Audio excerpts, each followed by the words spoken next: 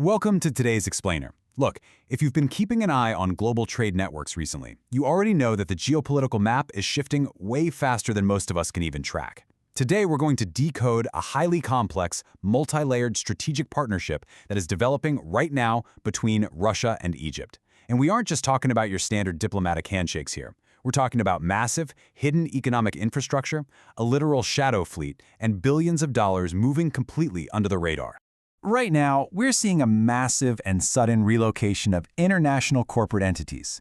Companies are pulling up stakes from their traditional hubs and just quietly moving their entire operations.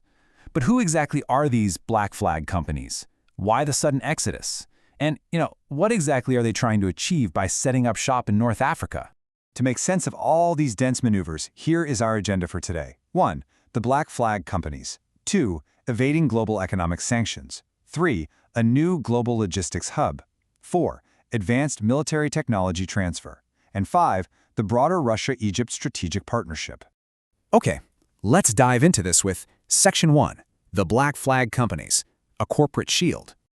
The sheer scale of this operation is, well, it's absolutely staggering. We're not talking about a handful of shell companies here. Over 5,000 Russian-affiliated companies have been relocated, bringing with them an estimated $100 billion in hidden and undeclared investments. Just let that number sink in. And the geography of this is shifting fast. Just recently, since 2023, between 52 and 60 major companies decided to completely leave the UAE. Actually, they are moving away from the broader Gulf region entirely, an area they increasingly view as economically volatile, just to set up shop directly in Egypt. So what does a black flag actually do? Under a Russian flag, these companies face severe U.S. and Western sanctions. Their assets are constantly at risk of being frozen, and their ability to trade globally is heavily restricted. But by relocating and registering under an Egyptian flag, they undergo this incredible corporate metamorphosis. Suddenly, they operate completely legally as local Egyptian entities. Their assets are fully protected, and they can engage in unrestricted international trade. Essentially, these black flag companies act like a crucial lung for the Russian economy. They allow it to breathe and trade out in the open market just by wearing a local mask. Which brings us to Section 2, evading global economic sanctions. So how does this economic shield actually work in practice? It's pretty clever, honestly. Step 1, it starts with business registration in Egypt. Once they're registered as local entities, these companies can trade their goods, we're talking grain, energy, metals, all around the globe using US dollars. But, and here's the kicker, instead of sending those dollars back to Russia where they could easily be intercepted or frozen, they retain those dollar revenues safely inside Egyptian banks. Then, when the Russian state needs the value of those funds, they manage an internal conversion. They pay out rubles back home while that valuable hard currency stays completely protected down in North Africa. And we actually have a highly specific financial detail from the source material that proves this is happening right at the state level. A massive $25 billion Russian loan to Egypt was recently converted from US dollars directly to Russian rubles. This perfectly demonstrates how both nations are actively replacing the US dollar with local currencies. They're essentially cementing a closed trade loop that completely bypasses the traditional Western financial system. Moving on from the financial side, let's hit Section 3, a new global logistics hub. Because moving billions in paper requires moving millions of tons of actual physical goods. Russian and Egyptian officials are collaborating on what some are calling the project of the century. It's a red Black Sea corridor. This isn't just a new trade route on a map, it's an entirely new sovereign logistics ecosystem. It involves a shadow fleet of joint commercial vessels that sail strictly under the Egyptian flag. Add to that the construction of vast container terminals on both the Mediterranean and Red Seas, highly specialized industrial zones built to store and process Russian petroleum and agricultural products, and get this, even shipyards dedicated to building and maintaining Russian vessels. They are physically building the infrastructure for this new alliance. The ultimate goal here is captured perfectly by a quote from the sources. Egypt is transforming into the vault of the world for grain and energy. Now, for Egypt, a country that imports up to 13 million tons of wheat annually, this guarantees its own massive food needs are met. But strategically, it positions Egypt as the primary, unsanctioned front for distributing Russian commodities to the rest of Africa and the Middle East. It's a real win-win. Russia gets a totally safe warehouse, Egypt gets a cut of the global trade and guaranteed resources. Which naturally brings us to Section 4, Advanced Military Technology Transfer.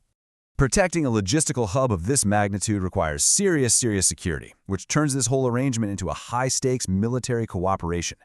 If you look at the dual nature of this agreement, both sides are getting exactly what they need.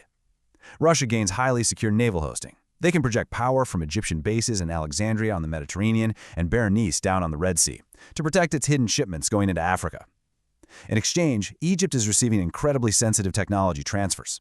We're talking the capability to locally manufacture advanced missiles, armored vehicles, and even sophisticated fighter jet capabilities. Finally, let's zoom out for Section 5, the Russia-Egypt Strategic Partnership. The geopolitical timeline here is fascinating. In 2022, the war in Ukraine bogged Russia down, draining its resources and really forcing it to pull back from other global commitments. By 2024, this led to a very noticeable loss of Russian influence in places like Syria.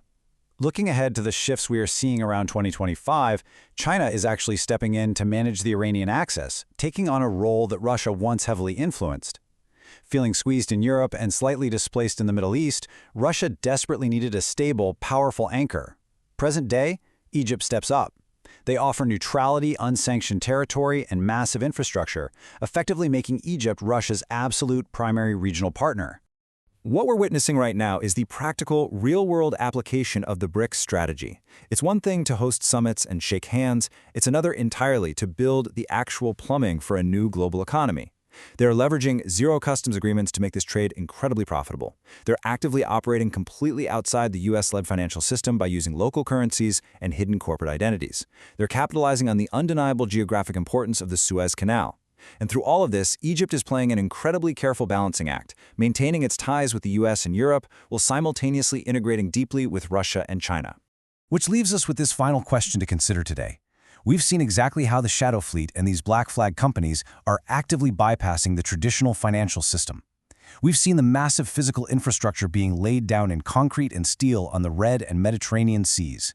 So, as these trade routes are permanently redrawn and these deeply integrated military and economic alliances solidify, how will this partnership reshape the global economic order?